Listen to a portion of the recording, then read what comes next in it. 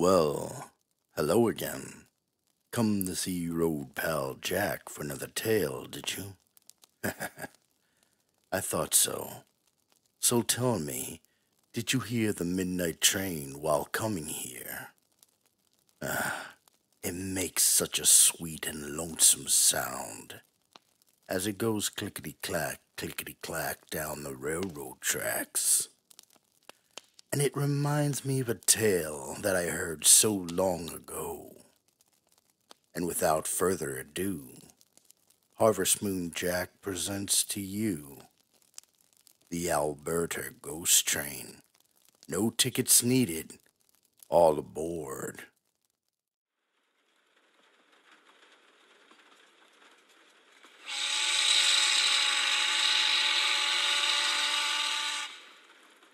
I was a railway fireman back in those days, working on the CPR line in Alberta.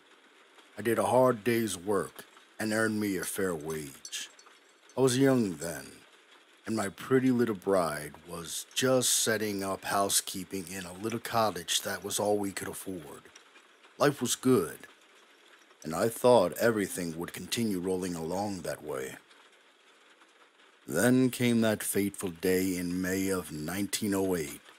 I was working nights that month, and my buddy Tohei was the engineer. We were about 3 kilometers out of Medicine Hat when a blazing light appeared in front of the engine.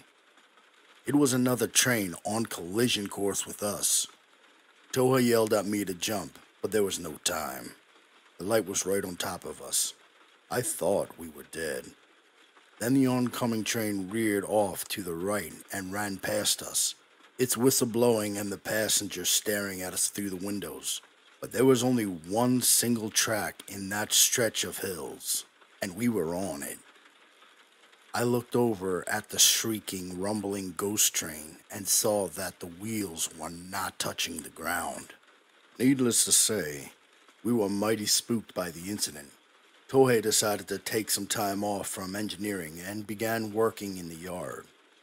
But I kept working the night shift as a fireman, not wanting some ghost train to drive me away from a job I enjoyed. A few weeks later, I was stoking the fire for an engineer named Nicholson when we heard the shrill whistle blast through the calm night air. We were on the same single track just outside of Medicine Hat, and the brilliant light of the ghost train burst out of nowhere, blinding us. Nicholson gave a shout of terror, and I thought my heart would stop. But as before, the ghost train reared off to the right at the last possible second. I saw it race past us on tracks that didn't exist, its passengers staring curiously at Nicholson and I from the windows. Well, that did it. I wasn't about to go back on the tracks after that.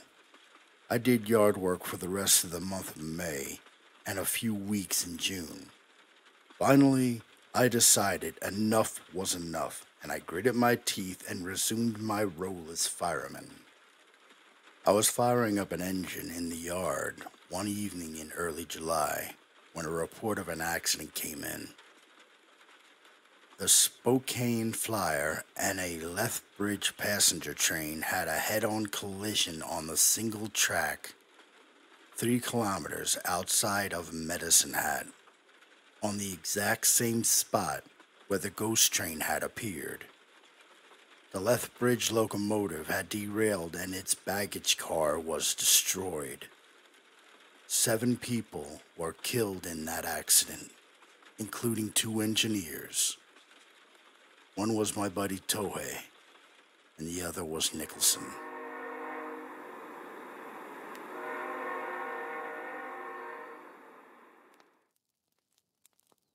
Ah, sounds like the morning train arrived just in time for the end of our tale.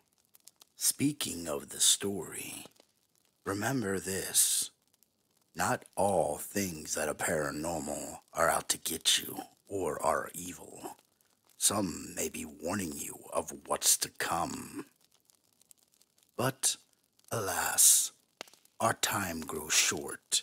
The sun will be rising soon. So I hope you enjoyed this story. If you did, please like, subscribe, and hit that bell icon.